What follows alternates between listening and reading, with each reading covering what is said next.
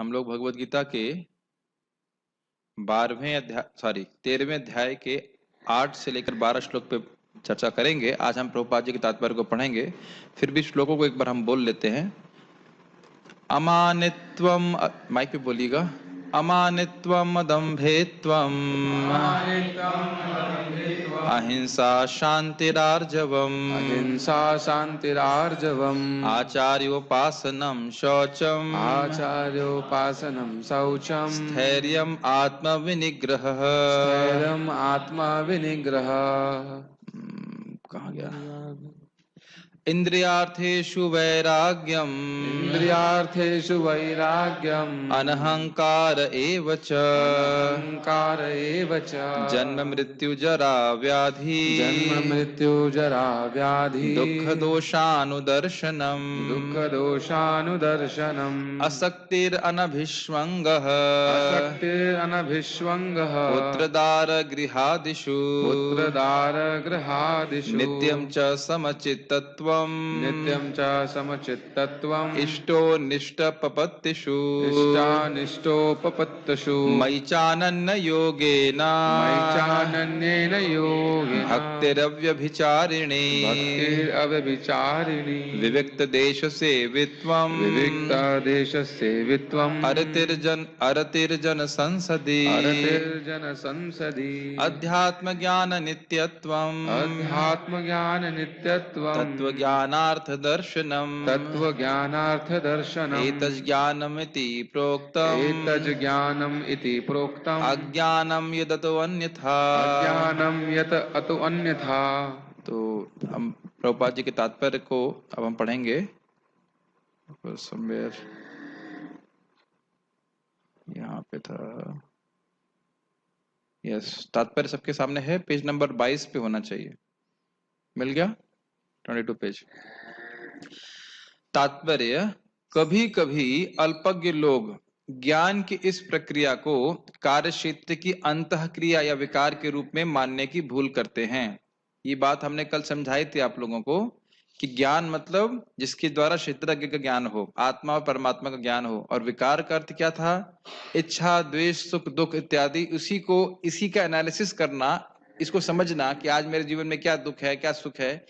इसको ही लोग सामान्यता से ज्ञान जानते हैं। किस चीज से सुख प्राप्त होगा, किससे दुख मेरा बचेगा, केवल यही बात वह, मतलब इंद्रिय तृप्ति के बारे में बात हो रही है, तो उसको वह ज्ञान के रूप में लक्षित करते हैं। ये तो चल रहा है और कुछ तो हम चाहते नहीं ज्ञान के संबंध में।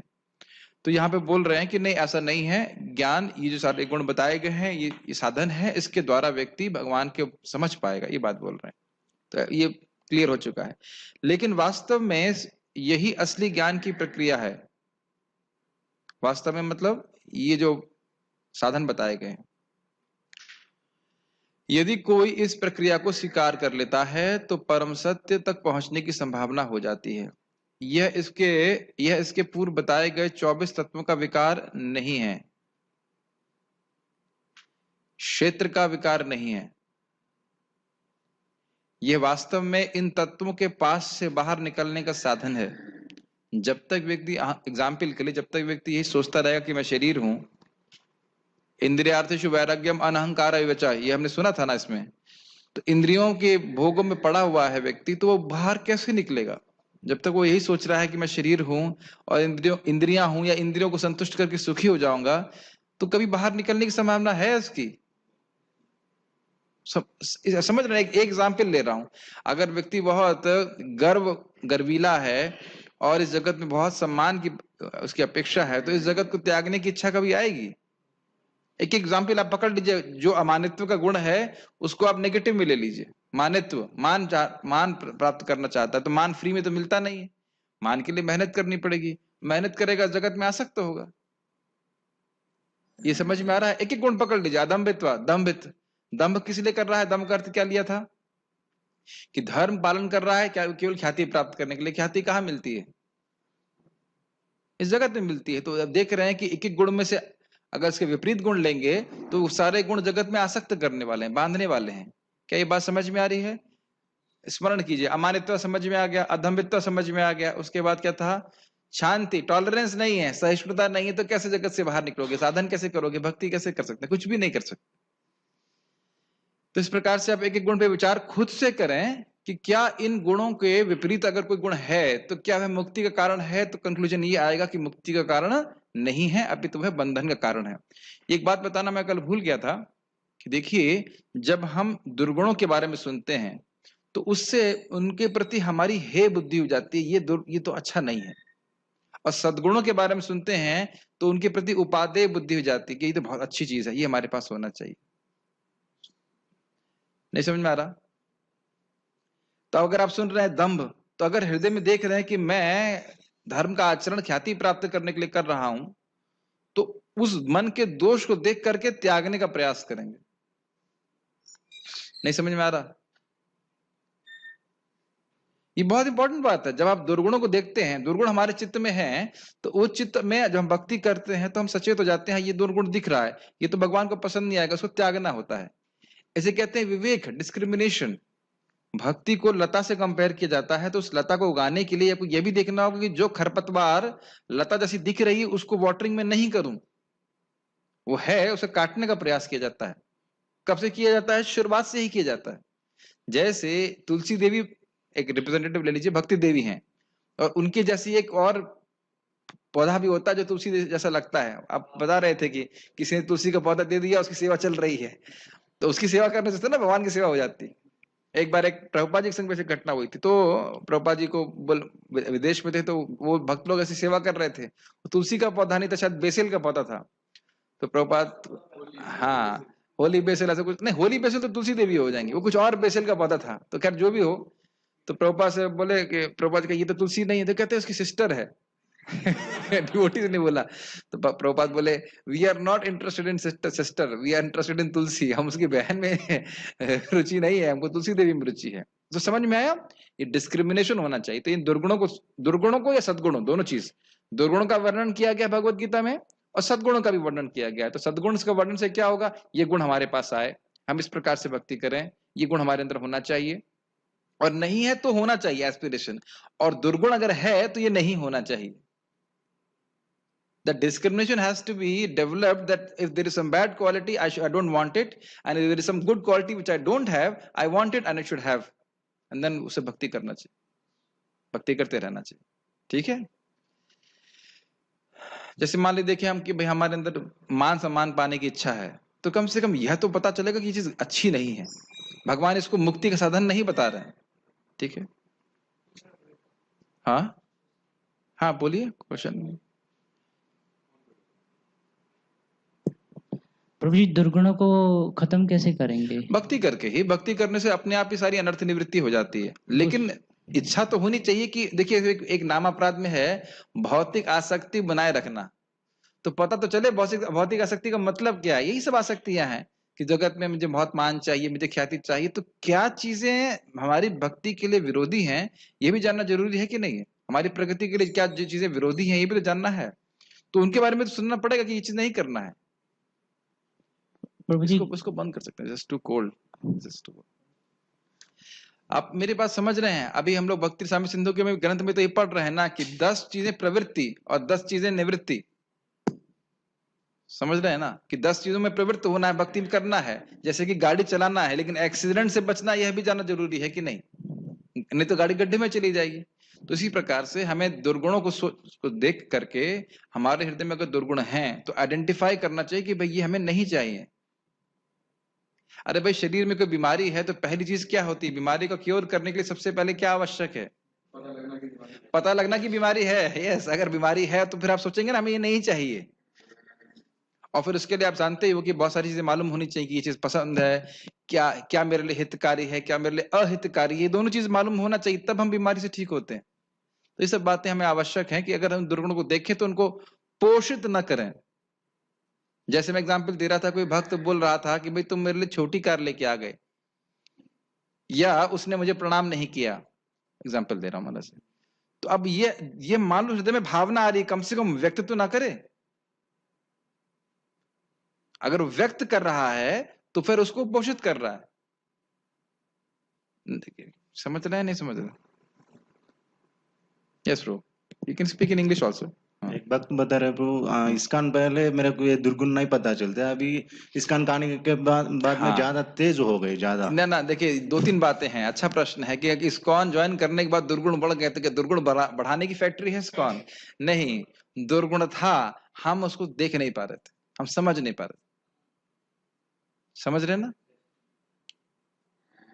पहले देखिए, घर में हम खाना माता जी जरा सा गड़बड़ बना देंगे तो तुरंत गुस्सा हो जाते थे। अब हम जानते हैं कि ना, यह सब जो है दुर्गुण है। जो आपकी प्रारब्ध के अनुसार प्राप्त हुआ, संतुष्ट रहना चाहिए। मैं ऐसे बिल्कुल डिसएग्री करूंगा। अगर साधना ठीक से कर रहे हैं तो हमें दिख रहा है कि हम ये दुर्गुण है, हमें ऐसे नहीं करना चाहिए। ये हमने किया, स्पेशली जप के बारे में, जब अच्छे से कर रहे हैं, आप अगर कुछ गलत करेंगे तो तुरंत आपको भगवान देंगे ना, ये तुमने गलत किया है। ये अपने आप एकदम, there is no question of hazy consciousness if we chant attentively. क्या गलत कर रहे हैं, क्या नहीं कर रहे हैं, सब कुछ। जैसे एक दवा के प्रभाव से मुझे आज बहुत नींद आ रही थी, मैंने कहा ये पूरा एकादशी तो मैं सो के बिता रहा हूँ, क्या कर रहा हूँ, बंद की दवा। मैंने यार, ये दवा तो हमारा कोई ठीक नहीं कर रही है, ठीक तो कर नहीं रही, सुलह हो रही है। तो देखना चाहिए ना कि हमारा क्या हित हो रहा है, कहाँ अहित हो रहा है। ये चीज मान लो हृदय में भोग की इच्छा आ रही है, तो ना हमें ये नहीं करना है, क्योंकि अच्छा नहीं हमारे लिए। पहले इस भोग को हम करते थे तो सोचते बड़ा अच्छा है, तो उसको बुरा मानते नहीं थे। और दूसरा एक और बात हो सकता है कि कोई अपराध कर रहा है तो इस कारण से ही दुर्गुण बढ़ रहा है, ये भी पॉसिबिलिटी है।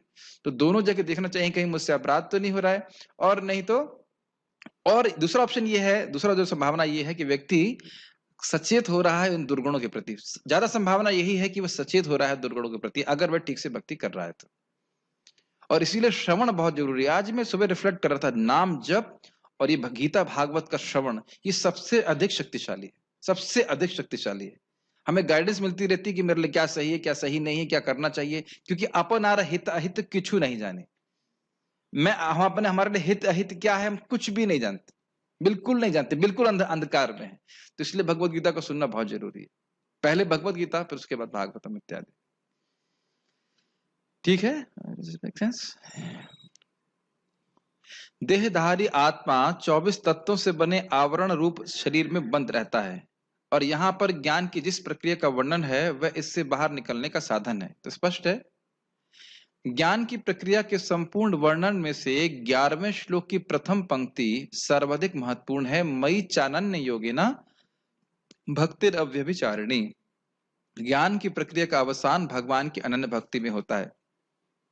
अतएव यदि कोई भगवान की दिव्य सेवा को नहीं प्राप्त कर पाता या प्राप्त करने में असमर्थ है तो शेष 19 बातें व्यर्थ हैं। ये बात समझ में आई? अगर भगवान की भक्ति नहीं कर रहे हैं और ये गुण हैं भी, मान लो बड़ा सहिष्णु है, विप्राद गुणयुताद अरविंद नाभा पादारविंद विमुखात सपच वरिष्ठम मन्ने तुदर्पित मनो वचने हितार्था प्राणम पुनाथ सकुलम न तो भूरि मानः। कोई भक्त पूछ रहे थे कि क्या श्राद्ध करना चाहिए, ऐसे करना चाहिए ना, कोई जरूरत नहीं। एक बिल्कुल भक्ति की दृष्टि से कोई जरूरत नहीं है। कह रहे हैं कि विप्राद गुणयुताद, एक विप्र के, ब्राह्मण के जो 12 गुण होते हैं, अगर उससे बिल्कुल अच्छी तरह से विभूषित है, परंतु विमुखात, आपसे विमुख है, भक्त नहीं है आपका, और अभिमानी है, तो वह अपने को ही शुद्ध नहीं कर सकता, अपने को ही मुक्त नहीं कर सकता, तो दूसरों को कहने की बात क्या। लेकिन स्वपच वरिष्ठम, उससे एक कुत्ता खाने वाला भी वरिष्ठ है, श्रेष्ठ है, यदि अपने मन को, वचन को, कर्म को कृष्ण को समर्पित कर रहा है। क्यों ऐसा कह रहे थे? कहते न सिर्फ वह अपना उद्धार करेगा बल्कि सकुलम, पूरे कुल का उद्धार कर देगा। कभी कभी आप कुछ बोलिए, सही बोलेंगे तो गलत अर्थ लेते हैं। एक भक्त प्रश्न किए कि प्रभु जी आपने बताया कि इस भक्तों को श्राद्ध करना चाहिए आदर्श स्थापित करने के लिए, तो अगर भक्ति ठीक से नहीं कर रहे हैं तो श्राद्ध करना चाहिए। पूरा घुमा दिया बात। हमने कहा ऐसा कुछ नहीं है, भक्ति ठीक नहीं कर रहे हैं तो आपको भक्ति ठीक से करनी चाहिए। भक्ति जो है श्राद्ध करने से बढ़ने वाली नहीं है, वह तो केवल समाज में स्थापना, समाज में क्या कह सकते हैं, मर्यादा स्थापित करने के लिए। और अगर हमारी ऐसी पोजीशन नहीं है कि हमारे आचरण से कोई मर्यादा स्थापित हो या नहीं हो, तो श्राद्ध की भी कोई आवश्यकता नहीं है, केवल भगवान की भक्ति करें। आप द्वितीय के प्रसंग को पढ़ सकते हैं, वहां अंत में लिखा है, जो व्यक्ति भक्ति इस प्रकार से सुनता है, इसका श्रवण करता है, सारे कुलों का उद्धार हो जाता है। पितृ नाचते हैं जब कोई व्यक्ति इस प्रकार का प्रसंग पढ़ता है, द्वितीय के प्रसंग को पढ़ता है। तो बात यह है कि अगर भगवान की भक्ति नहीं है तो ये सारे जो हैं, जितने भी अंग हैं साधन के, ज्ञान के, वह निष्फल हैं, उसे कुछ होने वाला नहीं। ये बात हम खाली कह रहे थे। और अगर भगवान की भक्ति है, अव्यभिचारिणी भक्ति का गुण है, तो फिर ये सारे गुण अपने आप उस भक्त के चरित्र में उत्पन्न हो जाएंगे। ये समझ में आई बात कि नहीं? क्या सबसे महत्वपूर्ण अंग है साधन का? यहाँ पे साधन कौन सा बता रहे हैं? अव्यभिचारिणी भक्ति, अनन्य योग भगवान में। ठीक है, तो अब इसमें एक और हमें क्लू समझ में आ रहा है कि यदि हम कोई देख रहे हैं कि भाई हमारे अंदर कोई दुर्गुण है ही, उसमें कोई करने, उसमें तो कोई खैर कोई मीमांसा की आवश्यकता नहीं है, तो उसको उस दुर्गुण को या उस न्यूनता को दूर करने का क्या तरीका है? भगवान की भक्ति। अगर हम किसी दूसरे भक्त में देख रहे हैं कोई न्यूनता, तो उसको क्या देखना चाहिए? भाई वो जप कर रहा है, भक्ति कर रहा है, भगवान को प्रणाम कर रहा है, तो धीरे धीरे करके वह ठीक हो जाएगा। ये इंपॉर्टेंट बात। इसको एक और उदाहरण से समझ सकते हैं कि अगर आपके शरीर में कोई कष्ट है, कोई बीमारी है, तब क्या सोचते हो? मैं डाइट लूंगा, मैं दवाई खाऊंगा तो ठीक हो जाऊंगा। बस सीधी बात, सीधी सीधी बात है कि नहीं? कुछ और तो आप सोचते नहीं कि मैं कैसे ठीक होऊंगा। जैसे क्या बात कर रहा, महाराज बहुत अच्छे से समझा रहे थे कि जैसे कोई व्यक्ति पागल है, तो पागल व्यक्ति को उसकी पागलपन होना यह उसके लिए कोई स्वाभाविक नहीं है। स्वाभाविक क्या है? स्वस्थ होना। तो दवा उसकी अस्वाभाविक स्थिति से उसको स्वाभाविक स्थिति में ले आती है। समझ रहे हैं? कृष्ण को ये सारे गुण आत्मा में अपने आप हैं, वह तो एक तरह से ये गुण जो है, जो दुर्गुण है, उसके ऊपर आरोपित है, ढक लिया गया है। तो श्रवण आदि शुद्ध चित्त करिबेयोदय, जैसे जैसे भक्ति उदित होती जाएगी वह सब सद्गुण अपने आप प्रकट होने लगते हैं। जब भी लोग जानते हैं यस्यास्ति भक्तिर् भगवती अकिंचना सर्वैर गुणैः तत्र समासते सुरा हरव भक्तस्य कुतो महद गुणा मनोरथेना सति धावतो। भाई यही श्लोक इसी अर्थ में है कि जिसकी भगवान कृष्ण में अकिंचन भक्ति, अव्यभिचारिणी भक्ति, केवला भक्ति कर रहा है, तो उसके चरित्र में देवताओं के सारे गुण, भगवान के गुण, और देवता सहित भगवान भी उसमें इसके हृदय में निवास करते हैं। तो स्पष्ट है, भागवत सुनने की इच्छा से भगवान हृदय मानने लगते हैं, तो अपने आप ही सारे दुर्गुण उसके नष्ट हो जाते हैं। और जो भगवान का भक्त नहीं है, अर्थात इस अनन्य योग अव्यभिचारी भक्ति से युक्त नहीं है, तो अन्य गुण होने से भी कोई फायदा नहीं है। वो मनोरथ है, न मन का रथ है, कभी इधर भागेगा कभी उधर भागेगा। जरा सी उसकी इंद्रिय तृप्ति में बाधा आई तो तुरंत वह विपरीत आचरण करने लग जाएगा। व्याख्या तो बहुत कर सकते हैं, एक छोटे से एग्जाम्पल से आपको समझ में आ जाएगा। कंस कितना प्रेम से देवकी का रथ को हाँक रहा था, और जरा सा सुन लिया कि देवकी का होने वाला 8वां पुत्र मारेगा, तुरंत विपरीत, तुरंत बाल पकड़ा मारने के लिए तैयार, सबके सामने। स्त्री तो कभी भी वध नहीं की जाने चाहिए, चाहे गलती भी करे, और कोई गलती नहीं किया है, फिर उसका बाल पकड़ के मारने के लिए उत्सुक हो गया। और देखिए इसके विपरीत, जब कंस ने दुर्गा जी को देखा तो वह बहुत दुखी हो गया। कहा अरे, मैं दुखी मतलब सॉरी दुखी नहीं, भयभीत हो गया कि अरे देवकी इतनी महान है, देवकी मेरे उपास्य बोलेंगे, मेरी उपास्या, मतलब जो उनकी क्या कह सकते हैं इष्ट देवी थी, उनकी वहां है। तो बड़ा उसको आश्चर्यचकित हुआ, आश्चर्य हुआ।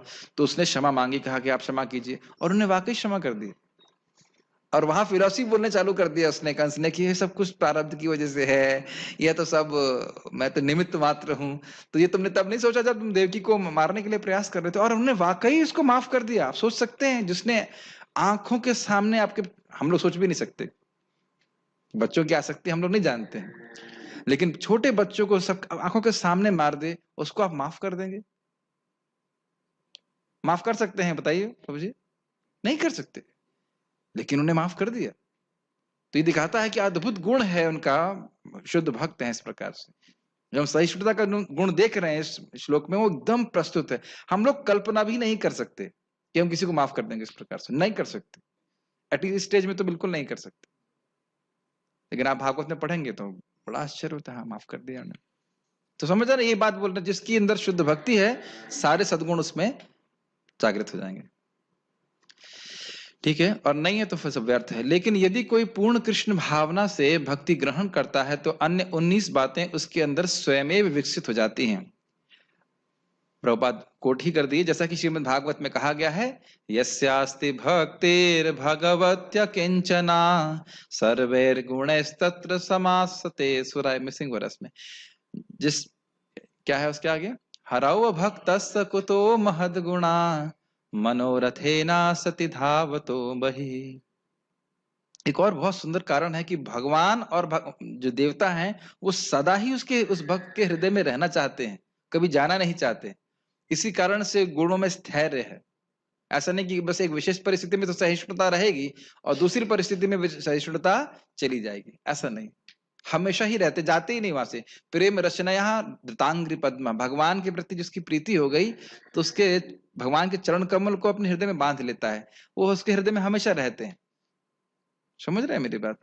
जैसे मान लीजिए कहीं पे सूर्य प्रकाशित हो गया किसी रूम में फॉर एग्जाम्पल, तो अब सूर्य तो आप बंद नहीं कर सकते हो, लाइट जाएगी नहीं कभी, उसके जो रूम तो है हमेशा आलोकित रहेगा।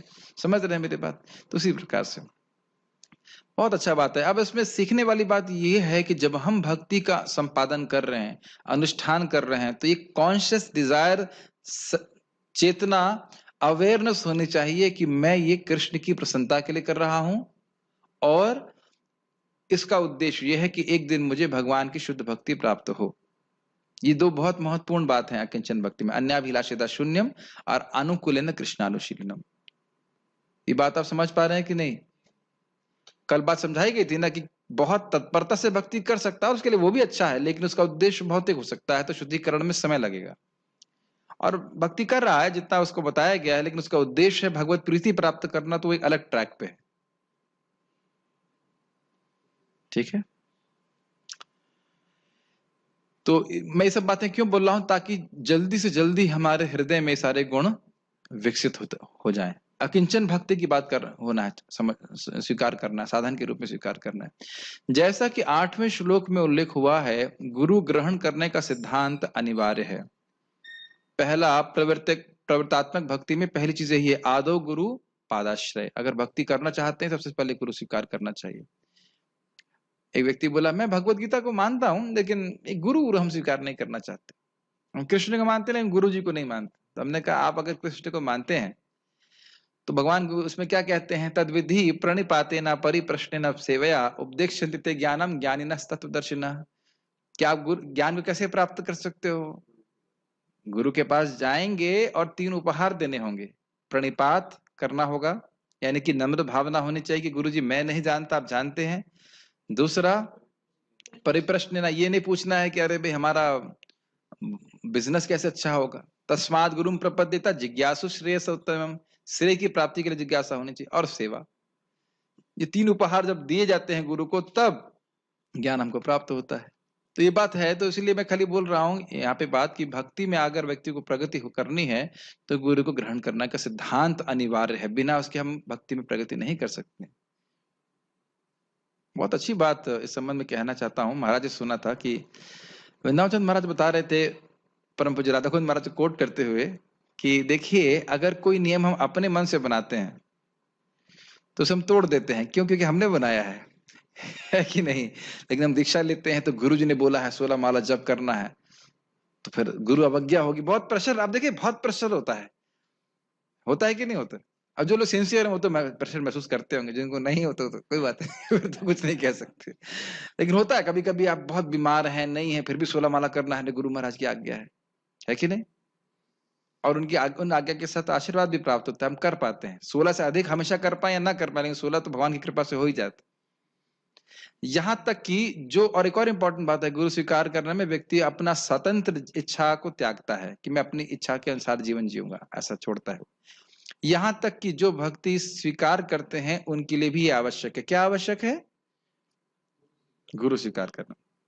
आध्यात्मिक जीवन का शुभारंभ तभी होता है जब प्रामाणिक गुरु ग्रहण किया जाए। स्पष्ट है? भगवान और प्रामाणिक गुरु मतलब जो आपको संबंध तत्व के बारे में बताए कि आप कौन हैं, भगवान कौन है, भगवान से हमारा क्या संबंध है, ये जगत से हमारा क्या संबंध है इत्यादि। भगवान श्री कृष्ण यहाँ पर स्पष्ट कहते हैं कि ज्ञान की यह प्रक्रिया ही वास्तविक मार्ग है, इसके परे जो भी विचार किया जाता है व्यर्थ होता है।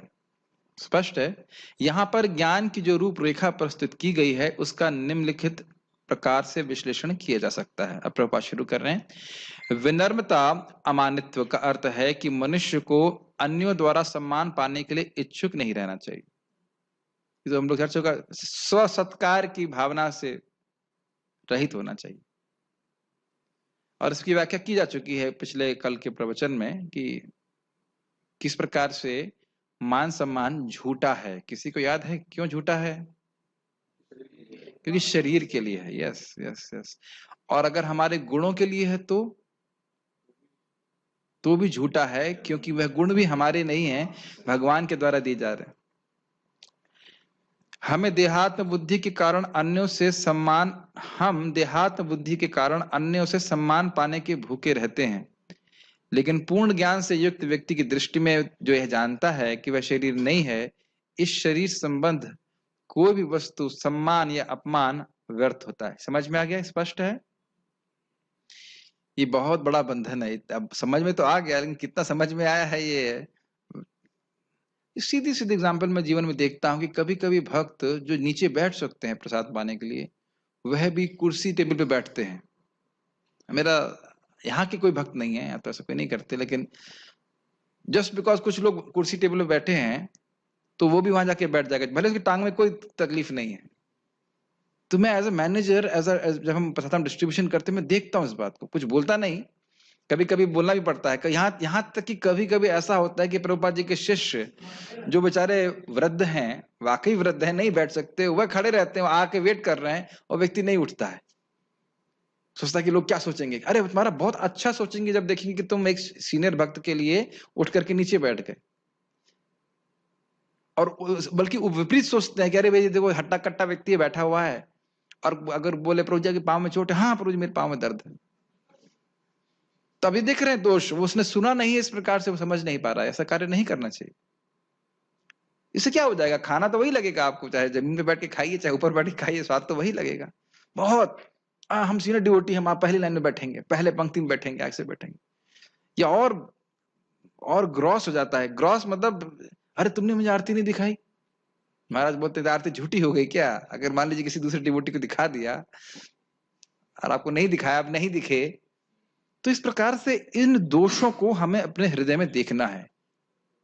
क्यों?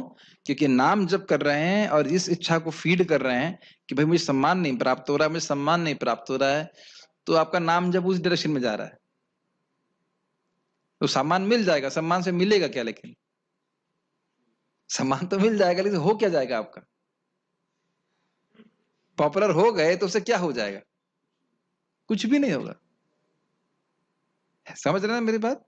तो शुरुआत से ही बहुत अच्छी बात एक भक्त ने बताई अभी कि रीसेट बटन दबा देना चाहिए।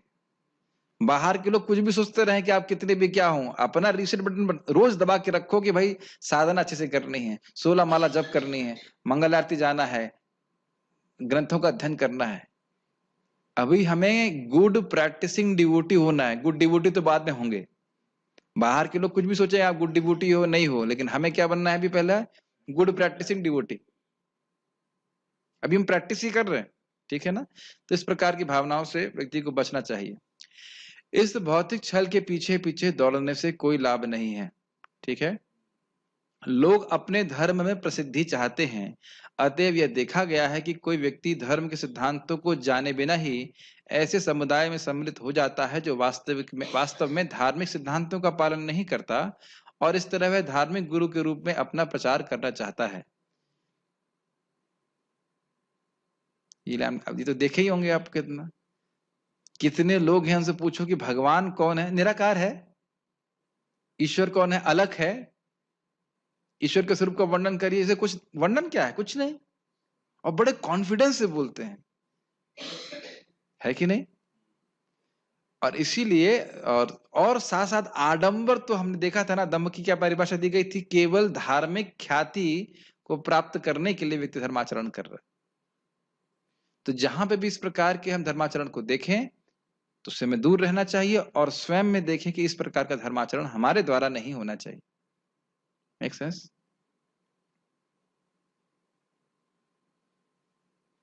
जहां तक आध्यात्मिक ज्ञान में वास्तविक प्रगति की बात है, मनुष्य को चाहिए कि वह अपनी परीक्षा करे कि वह कहां तक उन्नति कर रहा है। वह इन बातों के द्वारा अपनी परीक्षा कर सकता है। क्या मैं यही बातें आपको समझा रहा था कि नहीं समझा रहा था?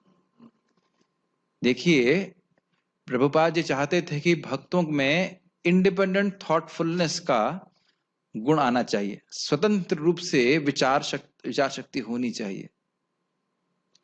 अब स्वतंत्र का अर्थ ये नहीं है कि आप शास्त्र के बाहर स्वतंत्र हो जाएंगे। स्वतंत्र का मतलब है शास्त्राधार पे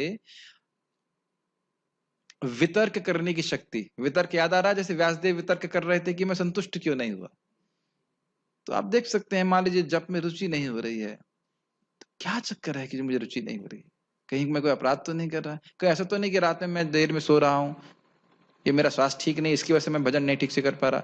ये वितर्क करने की शक्ति होगी, सभी में है, थोड़ी बहुत है, सभी में होती है। और क्या ये बात सही है? क्या ये धर्म के अनुसार है? क्या ये बातें आप समझ रहे हैं? इसमें भी हाँ या ना कुछ तो बोलो। ऐसा ऐसे सब लोग ऐसे लग रहा है जैसे मैं मूर्तियों को प्रवचन कर रहा हूँ। अरे भाई, सोचना चाहिए कि नहीं कि क्या ये सही है? तो यह गुण हम जब भक्ति करते हैं, जब करते हैं, श्रवण करते रहते हैं, तो फिर ये विचार आता है क्या ये सही है, क्या ये सही है? और इस प्रकार से कितना हमारे ज्ञान में कितनी सहिष्णुता मेरे हृदय में आ रही है, क्योंकि भक्ति, हाँ अच्छा, अगर ये गुण डेवलप नहीं हो रहे, इसका मतलब भक्ति ठीक से नहीं कर रहा हूं। भक्ति ठीक से कर रहा होता तो ये गुण डेवलप हो रहे होते। तो गुण अगर होते हुए नहीं दिख रहा है तो उसका मतलब भक्ति ठीक से नहीं कर रहा। भाई ये तो एक्सपेरिमेंटल चीज है ना। आप अगर खीर में नमक डाल देंगे तो कैसी लगेगी? मीठी लगेगी। समझ रहे हैं? ऐसा तो नहीं अब कुछ अब होता है, मान लीजिए ऐसे डाल दें तो गड़बड़ होगा। यानी कि if you do it nicely properly, as कहते हैं टू द टी, जैसा बताया गया वैसा किया जा रहा है, तो अब अंतर महसूस करेंगे। जैसे आपने देखा होगा कि हम लोगों ने कुछ दिन पहले हरि नाम के ऊपर चर्चा कर दी, जप के बारे में। तो भक्तों ने फीडबैक दिया, उन्होंने चीजें ट्राई करी, सीधे बैठे ध्यान पूर्वक जप किया। तो उन अगले दिन ही बोला, कुछ लोगों ने मुझे बोला कि हाँ हमको बहुत अच्छा लगा। एक दिन में उनको महसूस हुआ कि अच्छा लगा। और अगर नहीं करेंगे और मान लीजिए नहीं सुना है किसी ने, तो उसका वैसे चलता रहेगा। तो आप करके देखेंगे तो समझ में आएगा ना। जैसे आप डॉक्टर के पास जाते हैं, आपको दवा देता है तो वह भी फीडबैक लेता है, भाई कैसा हालत है तुम्हारी। आप जानिए, आप डॉक्टर है नहीं, तुम भी तो दवा ले रहे हो। अगर दवा ठीक से ले रहे हो तो तुम भी तो कुछ फीडबैक दोगे ना। समझ रहे हैं मेरी बात? नहीं समझ में आ रही? हमेशा की तरह मैं जप के बारे में बोलूंगा। आज मैंने भक्तों को देखा जप करते हुए, वो समाधि लगा रहे थे बीच बीच में। अब पता है सिम्टम क्या है? किसी का फीडबैक है यहाँ पे दिखाई? मैं बताता हूँ कि क्या होता है। अब मैं तो वहां पे पूरी तरह झगड़ा नहीं कर सकता। वहां पे जब वो जप कर रहे थे तो क्या होता है, नींद के समय देखिए कैसी नींद आती है। ये जो आपकी जो आपकी उंगली है ना, नॉर्मली सीधी रहती है। जब जब नींद आती है तो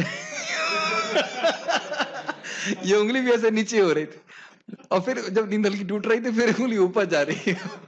मैं देख रहा था, वो तो सो ही रहा था वक्त, और इतना सूक्ष्म है कि बीच में जब भी चल रहा है, बीच में जब भी चल रहा है, हरे कृष्ण हरे कृष्ण कृष्ण कृष्ण हरे राम राम राम हरे कृष्ण, यही से इंडिकेटर। तो मैं सोच रहा था कि ये भक्त अभी तो न्यू डिवोटी हैं, ये सचेत कब होंगे?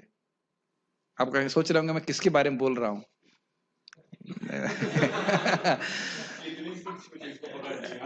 तो ये चीज एक्चुअली मेरे लिए बहुत ग्रॉस है। अगर ऐसे मेरे को दवा की वजह से नींद आ रही थी, मेरे तो सारे एंटीना खड़े हो जाते, भाई नींद आ रही, खड़े हो जाना है, सोना नहीं है। सर कटा सकते हैं लेकिन सर झुका सकते नहीं। अपनी क्या कहते हैं, आजादी को हरगिज गवा सकते नहीं। मुक्ति को हम छूट जाएगी हमारे, सोते रहेंगे तो भक्ति में कैसे प्रगति करेंगे? कथम अपि, कैसे भी जप करो प्रगति होगी, मुक्ति मिल जाएगी, लेकिन जप ही बंद हो जाएगा तो कैसे बढ़ेंगे आगे? अगर नाम के प्रति अपराध चलता रहा तो ये गुण नहीं होने वाले प्रकट। इससे बिल्कुल कोई कॉम्प्रोमाइज नहीं है। मन का तो मेरा कोई कंट्रोल नहीं है, लेकिन वाणी का और शरीर का कंट्रोल करना ही है, करना ही है, करना ही है। इसमें कोई कॉम्प्रोमाइज नहीं।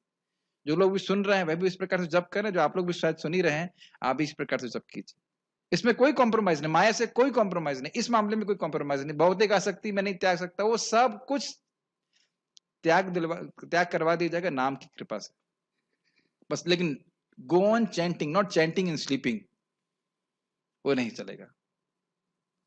इसको आप लोग सभी लोग प्रयास करेंगे तो आपको बहुत स्ट्रगल तो है ही, पूरे जगत में रहने में ही स्ट्रगल है, कुछ उसमें क्या कोई कठिनाई की बात नहीं है, कोई अलग बात नहीं है। लेकिन इस चीज को बहुत ध्यानपूर्वक समझना है। नाम जप के द्वारा ही, अभी एक बस कभी बुक नहीं है, ऊपर रखा हुआ है, बहुत सुंदर वेदांत सूत्र में लिखा हुआ है, उसमें कोट करते हैं कि कोई ब्राह्मण कुछ भी ना कर सके, कुछ भी ना कर सके, लेकिन केवल जप कर रहा है तो सारी सिद्धि प्राप्त हो जाएगी। जपनैव संसिद्ध्यात्, इतना शक्तिशाली, कुछ भी नहीं कर सकते आप तो, कोई साधन नहीं कर सकते, तो केवल जप करके सिद्ध हो जाएंगे। हरिदास ठाकुर जी बोलते हैं तुम और किसी साधन का आश्रय मत लो। लक्का हीरा को बोलते, जो कहते हैं प्रोस्टिट्यूट थी, केवल नाम आश्रय लोगी पार हो जाओगे। दो ही चीज बोले, नाम जप करो और तुलसी जी की सेवा करो, और बहुत जल्दी पार हो जाओगे। कृष्ण के चरणों की प्राप्ति होगी। तो बड़े निष्ठा से करना चाहिए। प्रभुपाद जी इसको बात को बहुत बल देते हैं, हरे कृष्ण मंत्र का जप, हरे कृष्ण मंत्र पर श्रद्धा। हम लोग समझ नहीं पा रहे हैं कि कितनी शक्तिशाली वस्तु हमको दी गई है। तो मैं इसलिए सब बोल रहा हूं क्योंकि ये सब जितने भी दिव्य गुण आप समझ रहे हैं, ये सब जागृत होने लग जाएंगे धीरे धीरे करके, अगर हम ठीक से नाम जप करते हैं, भक्ति करते हैं, स्पेशली भक्ति करते हैं। ये जप के ऊपर, हरे कृष्ण मंत्र के जप के द्वारा नवधा भक्ति के सारे फायदे मिल जाते हैं। 9 प्रकार की भक्ति एक साथ हो जाती है, और 9 प्रकार की एक भक्ति करते हुए, एक साथ करते हुए हम सो जाते हैं। ठीक है, तो इसलिए इसको हमें नहीं टॉलरेट करना कभी। अहिंसा का सामान्य अर्थ वध न करना, यह शरीर को कष्ट न करना लिया जाता है, लेकिन अहिंसा का वास्तविक अर्थ है अन्य को विपत्ति में न डालना। देहात्म बुद्धि के कारण सामान्य लोग अज्ञान द्वारा ग्रस्त रहते हैं और निरंतर भौतिक कष्ट भोगते रहते हैं।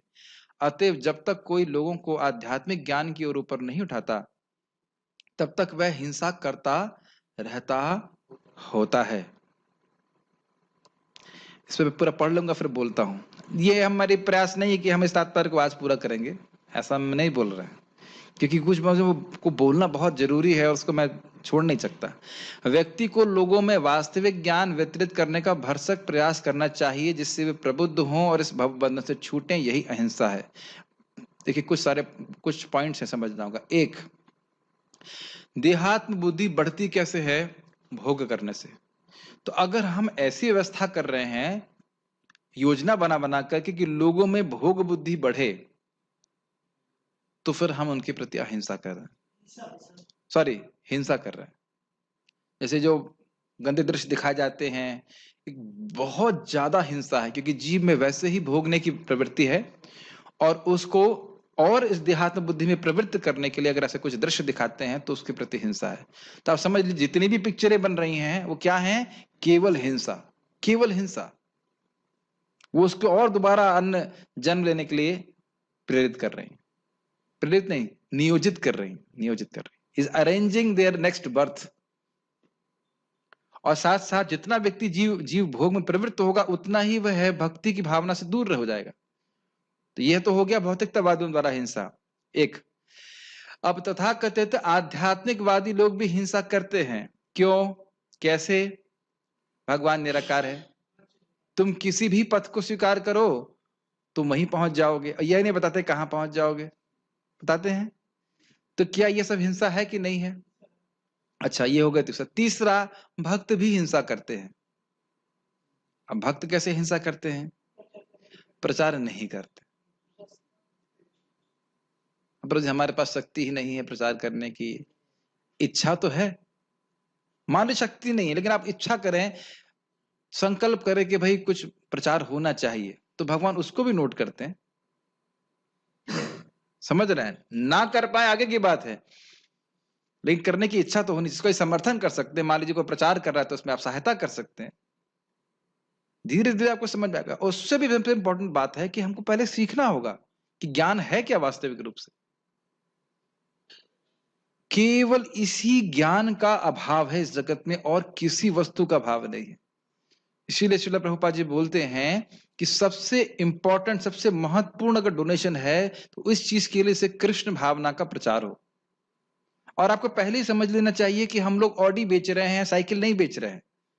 ऑडी समझते हैं, बहुत महंगी कार होती है, उसे खरीदने वाले बहुत कम होंगे, लेकिन इसका अर्थ यह नहीं है कि हम साइकिल बेचना शुरू कर दें, या ये कह दें कि यही ऑडी है ये साइकिल ही ऑडी है, यह भी नहीं। ये भाई साइकिल जहां तक पहुंचाएगी तो ऑडी से बहुत दूर पहुंचा सकती है कि नहीं? लेकिन दुनिया में यही चल रहा है कि तुम कोई भी गाड़ी पकड़ लो तुम वहीं पहुंच जाओगे। तो यह भी एक बहुत बड़ा हिंसा है। और अगर ऐसी हिंसा करेंगे हम भक्त लोग, जिन्हें ज्ञान संभव भगवान की कृपा से, प्रभुपाद की कृपा से प्राप्त है, तो हम भक्ति में प्रगति नहीं कर सकते। भक्ति में प्रगति करने के 3 लक्षण आप जानते ही हैं, कनिष्ठ, मध्यम और उत्तम। इसमें विचार कीजिए कि उत्तम मतलब वो सभी को भक्त देख रहा है, ठीक है, अच्छी बात है। लेकिन मध्यम मतलब वो भगवान को देखता है, भक्तों को देख रहा है, जो लोग भक्ति में आ सकते हैं लेकिन आए नहीं उनको देख रहा है, और द्वेषियों को देख रहा है।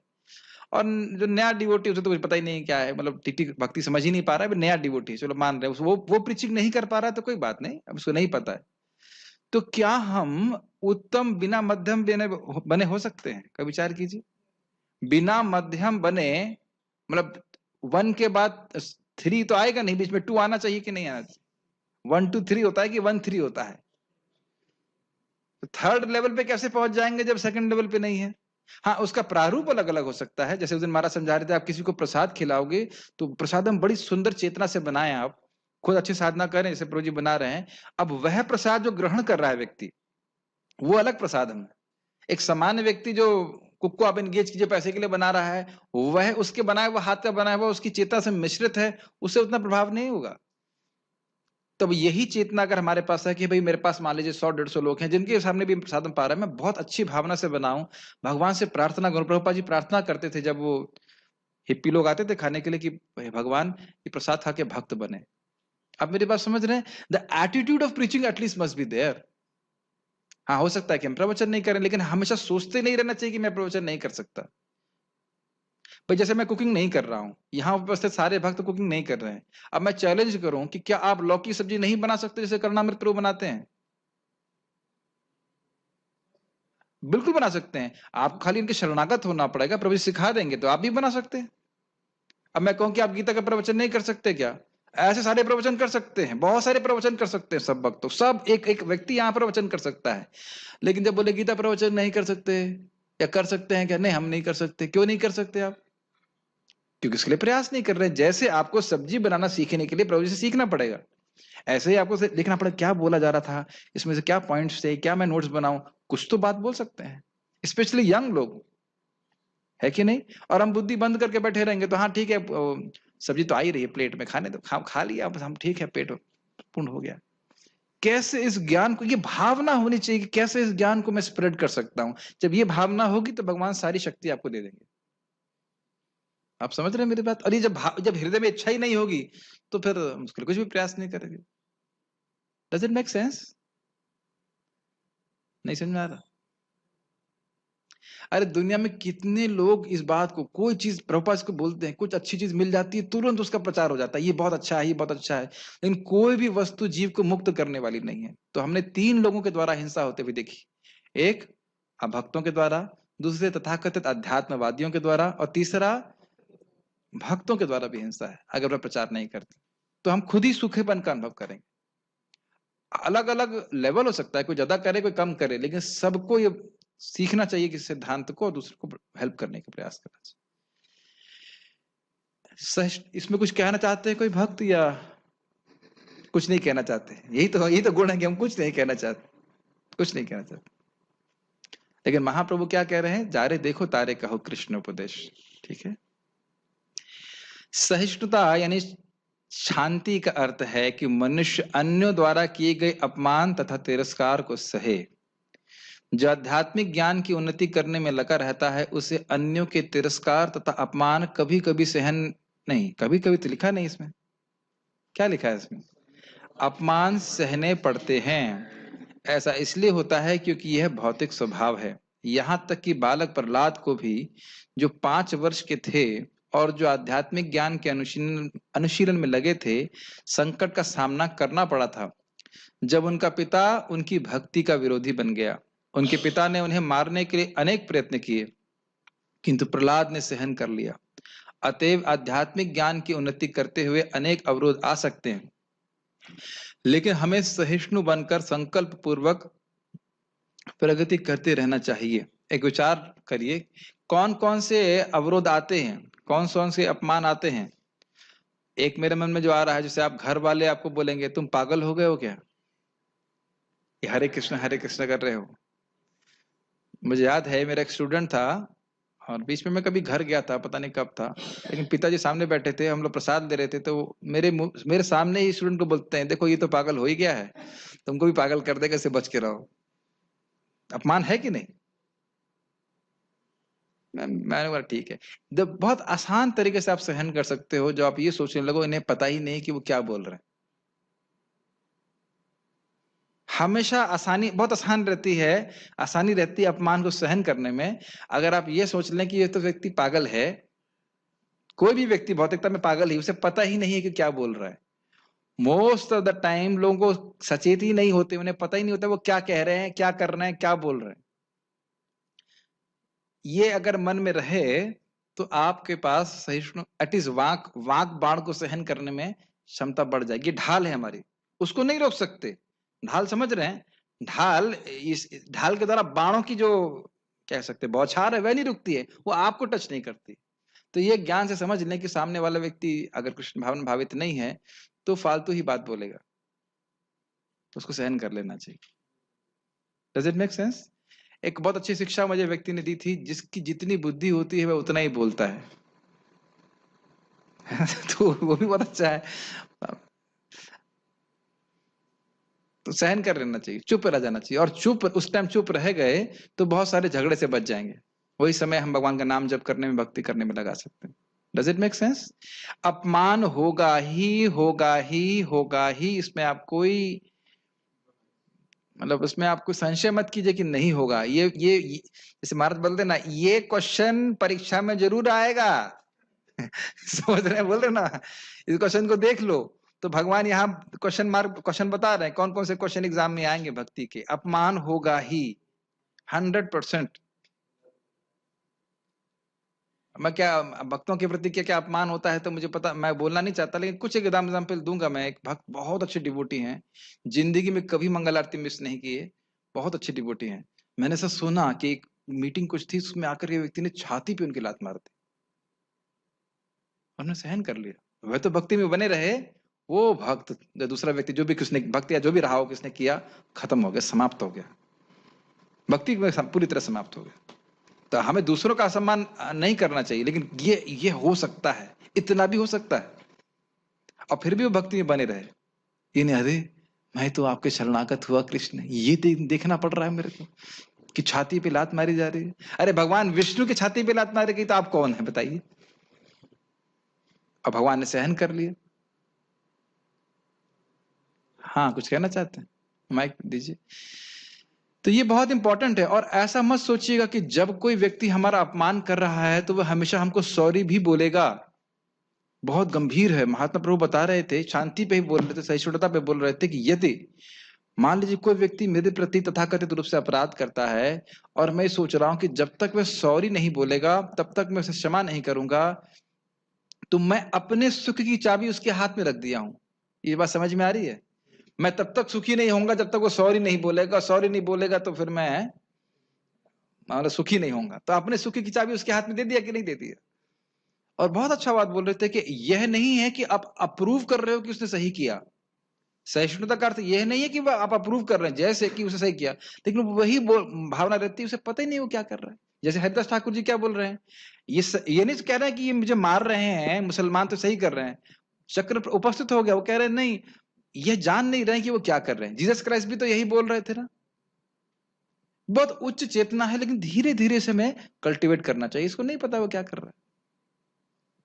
हाँ, वो प्रभु सोल्टेड ब्रेड बुक में लिखा है कि सची सुता प्रभु और सार्वभौम प्रभु को जब केजीबी वालों ने जेल में डाला तो उनके मुंह में वो लोग मांस घुसाते थे, करंट हाँ। लगाते थे और मुंह के ऊपर टॉयलेट करते थे पुलिस वाले लोग। बहुत परेशान किया हमको। लेकिन उन लोगों ने भक्ति नहीं छोड़ी फिर भी। यस, ये कितना सुंदर एग्जाम्पल है। हमें लगता है कि हमारे को आज प्रसादम में रोटी ठीक से नहीं मिली तो हम जब पूरा नहीं करेंगे। खैर ऐसा कोई करता नहीं है, लेकिन छोटी सी, अरे उस भक्त ने हमें खराब कर दिया, खराब बोल दिया, हम सब इस्कॉन छोड़ देंगे। एक बार एक भक्त बोल रहे थे, अभी हल्दर महाराज बोल रहे थे, अरे तुम्हारी किसी एक भक्त से लड़ाई हो जाती तुम ये क्यों बोलते हो, इस्कॉन बहुत खराब है। वही तो, एक भक्त से लड़ाई हो गई, तुम्हारा मन नहीं बैठ रहा है, जब नहीं रही, इसका अर्थ नहीं कि पूरा इस्कॉन खराब है। और आध्यात्म बाहर का जगत बहुत अच्छा है, ये सोच लेना चाहिए। तो ये हमें सहिष्णुता का गुण हमको अपने जीवन में, हाँ यस बोलिए, सहिष्णु होकर के सहन करते हुए, जैसे प्रभु जी ने बताया, जो कष्ट आ रहे हैं उनको सहन करते हुए भगवान की भक्ति में लगे रहना है। और यही भगवान को जीतने की बात हो जाती है। आप समझते हो ना?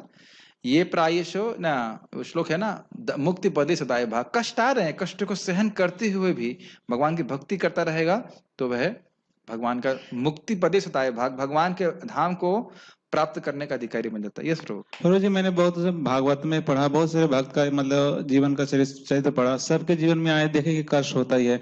तो क्या भक्ति में भगवान को पाने के लिए क्या सच में भगवान कष्ट मतलब मिलता ही है, मतलब Yes. अनिवार्य है? यस यस, होता ही है। नहीं तो भगवान क्यों बोलते तथा मान अपमान यो? कई बार बोला ना भगवान ने कि 12वें अध्याय में पढ़े थे ना, सुख वो था समचित्तत्वम, समचित्त रहता है, मान अपमान में समचित्त रहता है।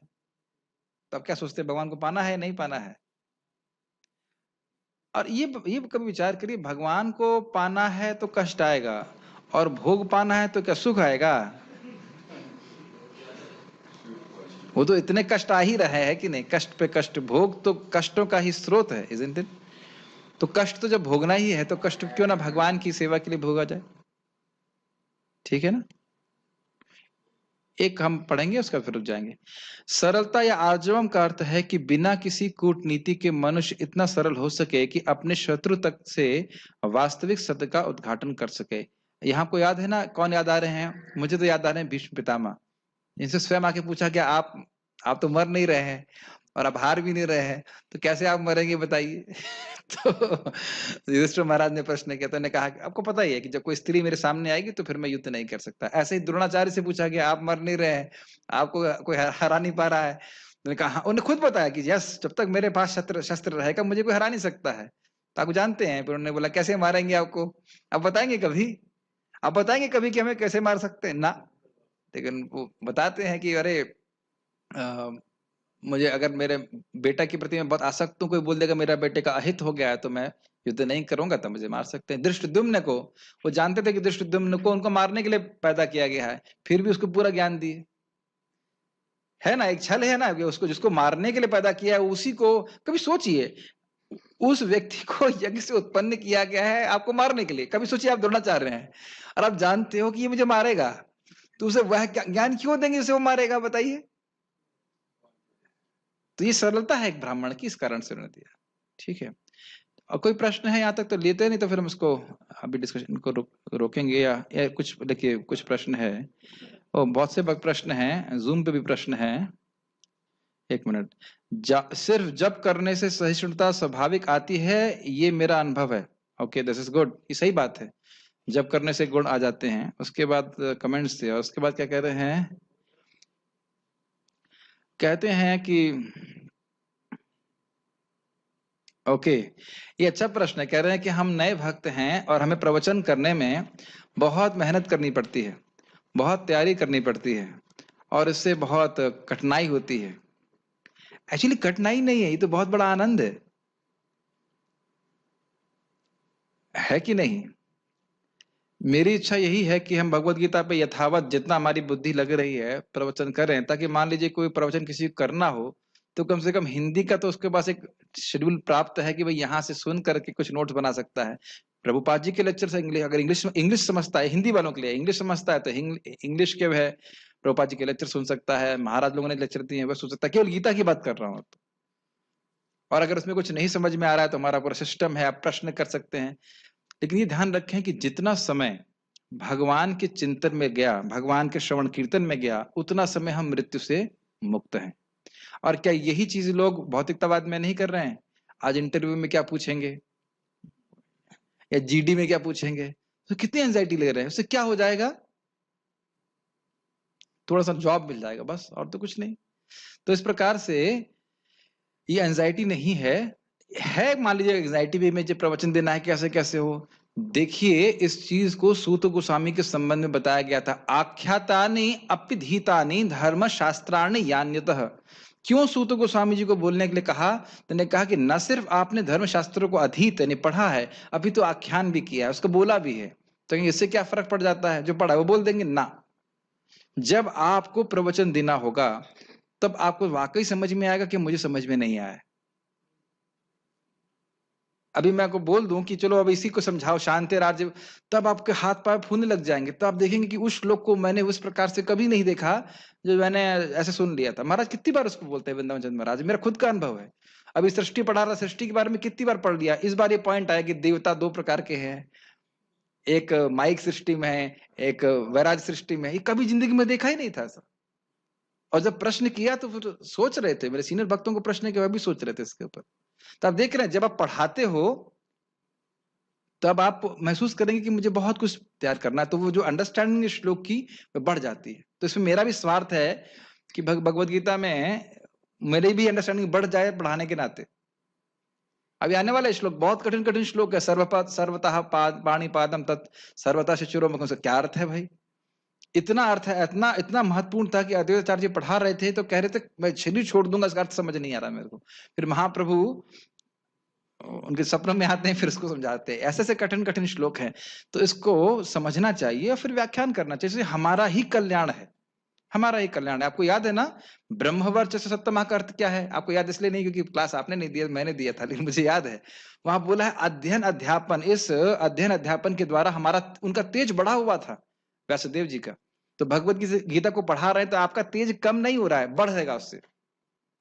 समझ में आ रहा है नहीं आ रहा है? इसलिए करना चाहिए। उसके बाद क्या बोल रहे हैं, और काफी समय लगता है तैयार करने में, तो दिक्कत क्या है? अगर काफी समय गीता भागवत को समझने में लग रहा है तो यही तो जीवन की सफलता है कि नहीं? उसके बाद कहते हैं अगर यही समय हम अपनी साधना और जप में लगाएं तो हमें बड़ा अच्छा लगता है कि हम अपनी साधना के लिए समय को लगा रहे हैं। तो ये देखिए, अगर आप मान लीजिए प्रवचन के लिए तैयारी कर रहे हैं तो क्या वह साधना नहीं है? और मैं तो दूसरी तरह से सोचता हूं। देखिए प्राय लोग भगवत गीता पढ़ते नहीं पढ़ते हैं ना, नहीं पढ़ते। अब मैं यहाँ पे पढ़ा रहा हूं और मैंने ग्रुप पे डाल दिया। अब मैंने इसके लिए जो भी तैयारी करी, मान लीजिए आधा घंटा 1 घंटा जो कुछ भी तैयारी करी, अब हम यहाँ पे प्रवचन करें, बड़ा इंटरेस्टिंग है। अब अपने रिकॉर्डिंग भेज दी तो अभी हमने 1 घंटा पढ़ा। अब अगर किसी व्यक्ति ने सुना तो कितने घंटे हो गए? अब 1 घंटा और जुड़ गया। और दूसरे व्यक्ति ने सुना तो कितना हो गया? 2 घंटा। और अगर मान लीजिए मैं मर गया, मरना तो है ही किसी ना किसी दिन, और उसके बाद लोग सुनते चले जाएंगे तो कितने घंटे जुड़ते जा रहे हैं? आप मेरी बात समझ में आ रही है? आपको मेरी बात समझ में आ रही है? और आपने केवल पढ़ा तो किसका लाभ हुआ? आपका लाभ हुआ। लेकिन जब वाणी से प्रकट होने लग गया है ज्ञान तो कितने लोगों को लाभ हो सकता है? प्रभुपाद जी भगवान के धाम चले गए हैं, फिर भी उनके ग्रंथ पढ़ के लोग लाभान्वित हो रहे हैं कि नहीं हो रहे हैं? और प्रभुपाद खुद कहते हैं हाँ मैंने गीता पढ़ लिया, समझ में आ गया, ठीक बस। तो ये नहीं होना चाहिए। अगर आपको वाकई समझ में आया है भगवत गीता का ज्ञान तो स्वाभाविक रूप से आप उसको दूसरों को देना चाहेंगे, वाकई समझ में आया तो। और नहीं समझ में आया तो फिर नहीं प्रीचिंग करेंगे, ठीक है। और कोई प्रश्न है यहाँ पे? ठीक है। ये क्या बता रहे हैं, 10 प्रवृत्ति 10 निवृत्ति क्या है, इसे विस्तार में बताइए। विस्तार में यहाँ पे नहीं बता सकते, इसके लिए अभी आप इस्कॉन वृंदावन पे महाराज जी के प्रवचन पोस्ट हो रहे हैं, परम पूज्य वृंदावन चंद्र महाराज के, वो कल से पढ़ाएंगे तो उसको हम आपको लिंक भेज देंगे, ठीक है। और कोई प्रश्न यहाँ भक्तों का किसी का है? यस प्रभु। देखिए भागने के चक्कर में ना रहें। ये 8 बज गया, 8 पास हो गया, चलो चलो भागना है, ऐसा नहीं है। इन गुणों को समझने का प्रयास करिए। इसलिए मैं रुक रहा हूँ, उस पर विचार कर सकते हैं, जो हमने कुछ किया इस पर चर्चा कर सकते हैं। यस प्रभु। प्रभु जी सिंप्लिसिटी इज नो डुप्लिसिटी का मतलब बता दें। Simplicity and simplicity means no duplicity. हाँ देखिए, सरलता का अर्थ है कि उसमें छल छिद्र नहीं होना चाहिए। तो अगर कोई व्यक्ति धोखा देने भी आ रहा है तो उसे सरलता से बर्ताव करना चाहिए। और ये बड़ा कठिन होता है लोगों के लिए, पता है। अगर आप किसी सरल व्यक्ति से बात कर रहे हैं, वो देखिए स्ट्रेट फॉरवर्ड होने का अर्थ यह नहीं कि वह हम क्या कहें कठोर हों। हम तो मुंह पे बोलते हैं, तो मुंह पे क्या बोलते हो? मुंह पे बोलने का अर्थ यह नहीं कि कठोर बोले, लेकिन जस्ट स्ट्रेट फॉरवर्ड,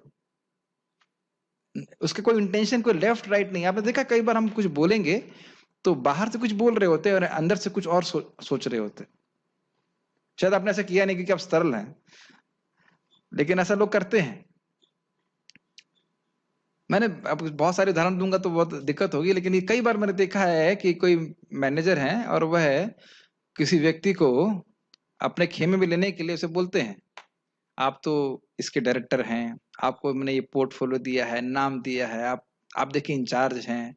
एकदम देखता हूँ उसको इस प्रकार से, और लोग प्रभावित भी हो जाते हैं। जो लोग इस प्रकार से मान सम्मान की इच्छा रहते हैं तो उनको प्रभावित रहते हैं। आप इंचार्ज हैं, ये है वो, आपको ऐसे करना चाहिए, ये वो, सब टेक्निक्स लोग यूज करते हैं। लेकिन हमें इस प्रकार से बर्ताव नहीं करना चाहिए, भक्तों के समाज में बिल्कुल भी नहीं। ठीक है, लेकिन दुर्व्यवहार नहीं करना चाहिए, खराब नहीं बोलना चाहिए। हाँ, सत्यम ब्रूयात प्रियम ब्रूयात। ठीक है, और कोई प्रश्न?